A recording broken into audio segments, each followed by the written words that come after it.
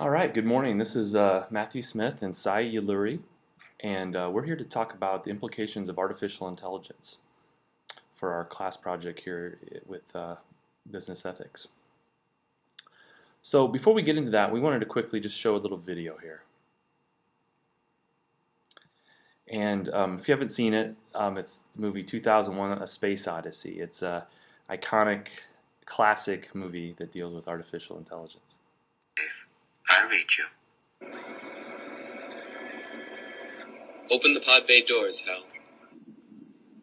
I'm sorry, Dave. I'm afraid I can't do that. So this scene here is kind of a classic scene out of the movie.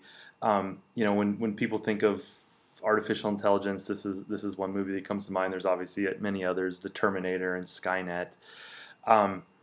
But this one kind of resides in the popular imagination about computers that are self-aware, that have their own agendas, that are more intelligent and smarter than humans, and can potentially cause us harm. In the case of this one, where Dave is locked outside of the spaceship.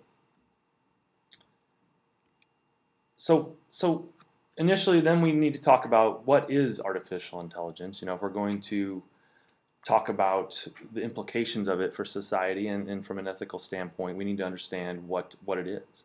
And so we did a lot of research on artificial intelligence. It's a huge field, obviously, and there's so many different aspects of it. There's narrow scope, what we call smart machines, machine learning. Obviously, there's a whole sci-fi aspect of it that it's in the popular imagination. But there's much more to it, and there's a whole science and industry developed around it. So what we decided to do is talk to a professor here at Creighton who studies artificial intelligence and specifically neural networks. Thanks, Matt. And while talking with Dr. Marble, what we came to reality is that typically there are two types of systems. One is called expert systems, which is basically a computer system that emulates the decision-making ability of a human expert. So which can do things like speech recognition, birth risk assessment, taking in the expert knowledge from a human expert. And everything that Dr. Marble explained us about was the latest and greatest about neural networks. They are basically a family of statistical learning algorithms inspired by biological neural networks and are used to estimate based on the amount of inputs you give, it throws the amount of outputs. So the inputs will deal with the outputs, and the algorithm is built within the hidden node layer itself. There's a lot of complexity built in this network. We could go about talking about these two topics for a couple of hours, but with this, we just want to give you a brief overview and move on to the next aspect. Yeah, it was a fascinating conversation. We spent 2 or 3 hours talking to Dr. Absolutely. Marble. So the next piece is kind of just quickly talking about the current state of artificial intelligence. And honestly, we do in this day and age live in the era of smart machines. Every AI is around us every second. Maybe we don't appreciate it like it is in the movies, but it is here. And probably one of the best examples that most people are familiar with is Watson from Jeopardy. Back in I think 2012, IBM retooled their supercomputer to compete against some of the Jeopardy champions, Ken Jennings and another gentleman, I can't remember his name, but Watson beat them pretty significantly. It was able to understand natural language and answer real questions, and I found this amusing. Ken Jennings put, "I for one welcome our new computer overlords." So that was a interesting take. And a couple of examples I like to add is about narrative science and Google, how they're taking it forward. So the narrative science is basically about having automated narrative generation systems that take raw data, determine what the data means, and then generate easy to understand descriptions and explanations in natural language. So when you think about this has a huge implications on the lives of journalists who deal with narrations a whole lot, the writing of the sports columns, the financial columns. Think about this and replacing all of those jobs. How much of an impact will that be? Oh, absolutely. I've seen some of those articles, and they're eerily human. I mean, you can't tell that they're written by a machine. It's great, and there's so many other examples. I mean, I think one that we're all familiar with is Siri. You know, some would argue maybe that Siri is intelligent, but it certainly is in the realm of artificial intelligence with language recognition. You know, this is one Dr. Marble spoke about a lot. You know, the other one that he spoke about was the credit card fraud detection. How that's based on a neural network artificial intelligence framework, which was new to me. So. I didn't even know that there are neural networks behind my credit card processing, and that's a very interesting fact. Yeah. He talked about how they have a much better fraud detection rate than normal statistical systems. I don't know. Do you want to go through all these here? We could. DeepMind is a company that Google had purchased that is deep into machine learning. Very fascinating company. The one thing which I like to call out is Google's next venture about Quantum Artificial Intelligence Lab, which is kind of they're in partnership with NASA, University Space Research Association, and Google itself, whose primary goal is to use quantum computing for machine learning. So kind of learning on how a machine behaves so that they can articulate the machine to behave in the manner in which they like to be. So that's one key call out I would like to Yeah, make. Google is certainly invested in artificial intelligence. They're some would maybe even argue their And whole as I- mission is to And create as I said, we could go on the topics for a couple of days, but I would like to cut short and move to the future. Absolutely. So real quick, we'll talk about our conversation with Dr. Marlborough. He was it was a fascinating conversation. Like I said, we spent 2 or 3 hours talking with him, and he's certainly passionate about this. But here at Creighton, he's had some. He started doing research on this in the '90s, neural network research, where he created a neural network software framework where he was able to predict certain different outcomes. And he had this solution, and he needed a problem, so he teamed up with a couple colleagues at the medical school and used his system to try to diagnose sepsis cases in the case of blunt trauma injuries. And it was had some great outcomes, and actually he'd written a paper that had been referenced by many other neural network researchers into the current day. And the interesting thing about this, I think I'll highlight, is that the thing he mentioned and was very much pointed upon is that these systems are just like humans. They need to be trained. You know, they don't know out of the box like an expert system. They need to be trained. So they trained this system on past cases, and then they were able to predict the future cases with high degree of accuracy. So, anyway, fascinating side topic. And I believe he worked with Children's Hospital, the Methodist Hospital. That's right. And this was done 15 years back, I think. Yeah. 10 years back, and it 15, was very, yeah. And they're using it now. That's what was very catchy. Yeah, and many other people have built upon this work and continued it on. So yeah, it was fascinating to talk to Dr. Marlowe. So with that, we'll lead into the future-looking aspect of it here. You know, and we got three gentlemen here that are pictured: Elon Musk, Bill Gates, and Stephen Hawking. In the news recently, they've been vocal about the dangers of AI and what the future holds. And so we wanted to kind of highlight their involvement here. They have some interesting predictions for what we're going to see here in the future. So some of which I can definitely talk about is IBM's Watson. I mean, I think Matt referred to the Jeopardy space, but then if you talk about the healthcare space, where they want envision going is the pharmaceutical firms using Watson to discover a relationship between diseases, symptoms, nutrition, environmental factors, and so on and so forth, to determine the best way to treat a disease much more holistically than what is being done right now. You know, that's one in the healthcare industry. If they want to deploy this, how huge of a benefit will it be across the globe? And in addition to this, I think we all know about a drone, which is basically an unmanned air vehicle, which is coming into limelight in the news nowadays a whole lot. They've been used to deploy for military applications, but what we're seeing is going for civil applications, like for policing, for firefighting, for non-military security work, inspection of power or pipelines, delivering medical supplies to remote places in inaccessible regions, you know, and also not only that, but also into acrobatic aerial film shooting as well, you know. So changing your mode of taking a picture or a film in a whole different angle is some of the new aspects. When it comes to the commercialization aspect, I mean, Amazon is the first to step into this with their Amazon Prime Air offering, where in which the goal is to have a new delivery system in which a package or a product can be delivered in 30 minutes to your home. I mean, really, that will be a game changer for most of the companies, right? Absolutely. We were talking about the impact to the whole logistics, deliveries industry. It could change everything. You Really. know, how would it impact UPS, USPS, FedEx, whose bread and butter is relying Yeah. on transportation? You know, And the interesting thing is, you're going to have an artificial entity or an automated system controlling this whole Absolutely. infrastructure. Yeah, interesting. One quick point about the drones. That's been in the news recently with casualties associated with drones. That's been very, apparent. Another implication to think about is, okay, in our cases, in current day, a human is controlling that. What if an artificial intelligence entity would be controlling that? It's not too unfathomable to think that could happen. So.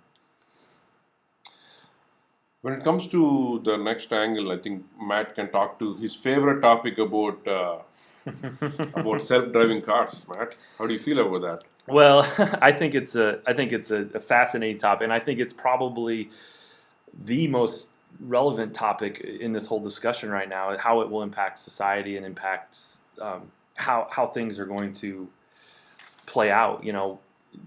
Google currently has self-driving cars. They're a reality now. And it's not too, and many folks think that in the next decade or decade and a half, the self-driving cars are going to completely take over, are going to be widespread everywhere.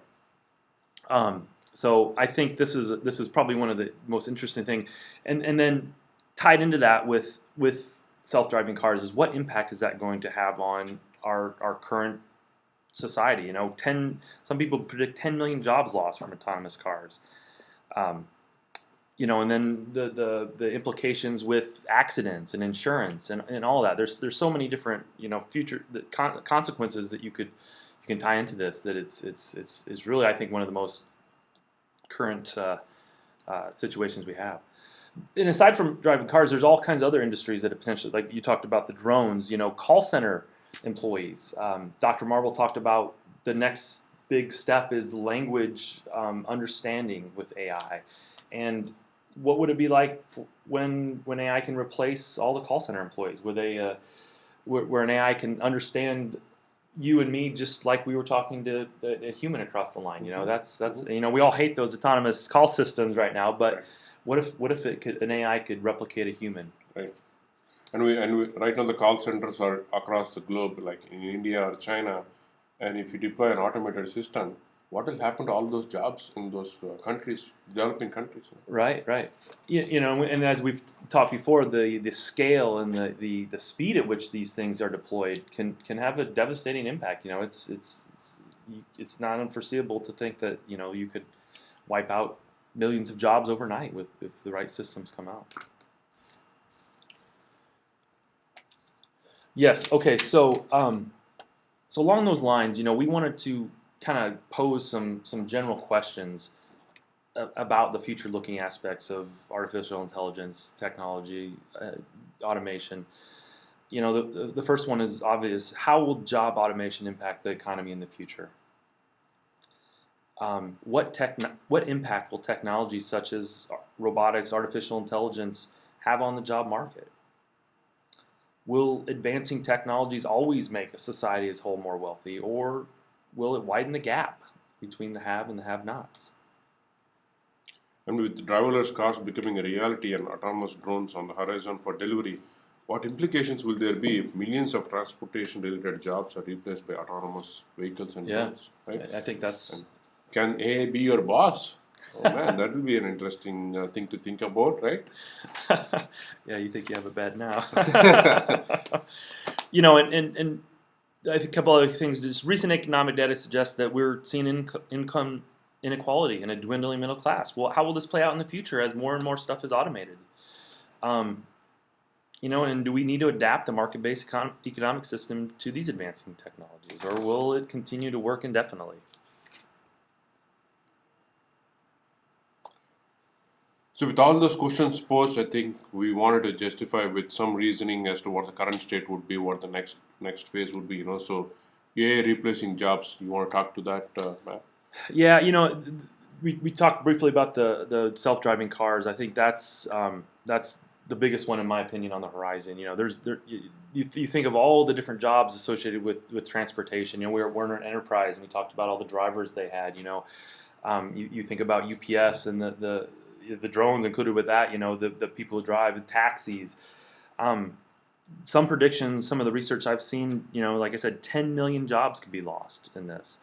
But in addition to self-driving cars, there's countless other industries that people are predicting could be automated and potentially replace human labor. Go ahead. On the topic of human labor, it should be no surprise that technology advances have improved productivity and created new jobs. No doubt about that, right? Yeah, I think that's an interesting topic. So we as we've seen throughout many decades, as technology improves, certain jobs are eliminated. Right, automation takes these jobs over, but new jobs are created in their place. Right, we were just talking. Your job and my job weren't around 50 years ago, 40 years ago, probably even 30, maybe even 30 years ago. So new jobs are created. So the question kind of becomes is, as these new technologies come into place, AI, will new jobs be created that AI will, right. The jobs that AI And based on the research and readings, when you think about how it was hit like 15 years back, we were hit, but we were able to recover in a very timely fashion. But I think with the next round of AI, one of the challenges will be is that we might be hit faster and might not be able to recover in the timely fashion. By the time we realize we were hit, we might already been mishapped, would have happened. So it is very important for us to always predict the amount of change we are going to incorporate as an organization rather than being in a reactive mode is one key caution an organization has to take into, irrespective of your profile of the organization. So, so that being said, from an economics perspective, replacing labor should not be a surprise, right? So, in addition to that, some of the wealth gap you see is that what we anticipate is that from a current labor is positioned in a higher end, when which you're making anywhere between like 80 grand to 150 grand or beyond that, who are very intellectually capable of or articulating an intelligence aspect. Once AI starts replacing those jobs and those employees who are used to this kind of a luxury, what will happen to them is one of the key angles. I think, most people think about robots or these technology replacements. They usually think of low end workers, and that's obviously probably where we'll start. But I think what you're getting at is what happens when these systems impact high end workers. People that are professionals. Right. Accountants, lawyers, many other kind of jobs where there's a high level of intelligence needed to make the decision. Absolutely, and the human privacy, the human dignity also comes into picture. Where the privacy aspect is kind of dwindle into this, right? An argument could be made that a customer service representative who does not know my ins and outs, but an artificial intelligence system could know all of my details. Yes. Is it really? Will you be happy with having all my information? Yeah. I don't think so. But an intelligence entity, an artificial entity knowing all of your privacy details. There's some far-reaching implications there.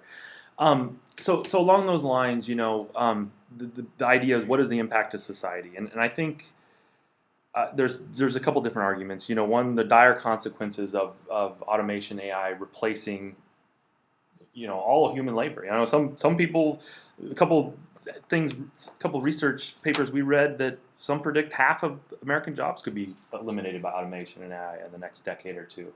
Google, Facebook, Amazon, they're all investing billions to make these machines smarter and do more and more. So it's not out of the picture. So the question is, what is the impact to society? What are we going to see? Are we going to see an economic crisis? So are we going to see a widening of this wealth gap? We're going to see the owners of the capital, the owners of these machines, have control where there's a disparity gap for the people who are replaced by them. Or are we going to see a situation where we see an improvement, where the drudgery of human labor is going to be reduced? Are we going to see a situation where the economic model will change, where people won't be required to work 40 hours a week just to, or more, to just eke by and have an existence? Will there be a transformation in society? These are all interesting questions, and I think we're going to be seeing this transition in the next couple decades. I mean, so far we have presented about current looking, future looking. We talked about some of the ethical implications, right? So I think one call out for me personally, I've learned from all of this is that we always need to keep the ethics in mind when you're thinking about future, right? Right. So even if you're an organization like I'm from a food manufacturing company, we always need to think about when you try to innovation on food, you try to apply robotics to the food manufacturing. Always think about the ethics behind all of that stuff. That's a key call out I would like to make personally. I would completely agree with that, and I think this is ripe with or ethical implications. You know, I mean, the livelihoods of millions of Americans, millions of jobs around the world, really, that could potentially be in the balance, and how do societies deal with that? You know, and then just maybe quickly to touch on a couple things, you know, that are a little more further out there is, you know, in contrast to these systems, these artificial intelligent machines replacing human jobs, but what if these machines actually can exceed and transcend human intelligence? There's some predictions out there that this is not science fiction, you know, and Dr. Marble was one that agreed with this. You know, he said, you know, some of these predictions are not far fetched. I have a picture here of Ray Kurzweil. He's a director of engineering at Google, and he's a futurist, and he's one that passionately believes that this will happen, and that we will reach kind of a pivotal societal, you know, evolutionary change with machines exceeding humans and potentially taking over. You know, it sounds almost far fetched, but there's many that believe this. You know, back to Bill Gates and Stephen Hawking and Elon Musk, you know, thought about that. And then kind of tied into that whole discussion is this idea of transhumanism. So machines with intelligence, but also how do machines interact with humans? You know, today we're so reliant on Google. You know, it is almost part of our thought process. You have smartphones that we're carrying with us that connect us to everyone on the planet. We were just talking about how that's changed in the last 10 years. But is it too far-fetched to think that we could have something embedded in our biology that would enhance our capabilities? I don't think so, and neither does Dr. Marble. And I think that that's ripe with ethical implications as well. You know, how does that play out? You know, if you could afford the chip and I couldn't, how is that? You know, what does that mean for, you know, that creates a gap between economics. You know, right? The have and the have not. So, you know. Or does it enhance human productivity? Does it put us on a whole new plane? You know, I don't know. There's some very fascinating implications down the line.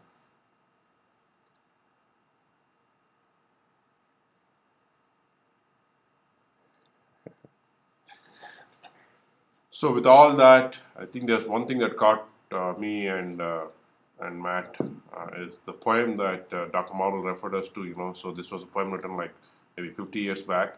This talks about how machines will take over, you know, will be watched over, and so on and so forth. So it's reality. Yeah, the thing I completely agree. The thing that I think that the takeaway that I had from Dr. Marble's conversation we had, one is he's certainly passionate about this subject, but he's also very optimistic. He's you know, there's a lot of doom and gloom here. You know, there's a lot of like, hey, the machines are going to take our jobs, they're going to take over the world. You know, we're not. You know, there's this whole transformation of society. But he was optimistic about it. He feels that no, it's going to benefit humanity. It's going to actually improve things. And I think this poem was his way of relating that to us, you know. So All Watched Over by Machines of Loving Grace, 1967. So with that, I don't know, did you have any final thoughts, Sai? As I mentioned, as an organization, one has to definitely keep ethics in mind while looking into the futuristics. And when you think about artificial intelligence, and if you are wanting to deploy this in your organization, please, one has to think about ethics. Yeah, absolutely. And we'll end here with Warren Buffett being asked about self-driving cars, and I think this is an interesting take on it, and it highlights some of the issues with it. So here it is. There's some interesting questions. I mean, let's just say you've got a self-driving car and you're going down the street, and a 3-year-old kid runs out in front of the car, and there's the car coming the other direction with 4 people in it, and the computer's going to make the decision as to whether to hit the kid or hit the other car. You know, I'm not sure who gets sued under those. You're going to kill somebody, and Yes. So, All right. so thank you, Matt. We should thank Dr. Marble for giving us an opportunity to talk to him. I think it was a very good learning experience. Absolutely. Yeah. Thank you, Cy, and I agree. Dr. Marble was a fascinating guy. I'm looking forward to maybe taking one of his classes in the future. Thank you. All right.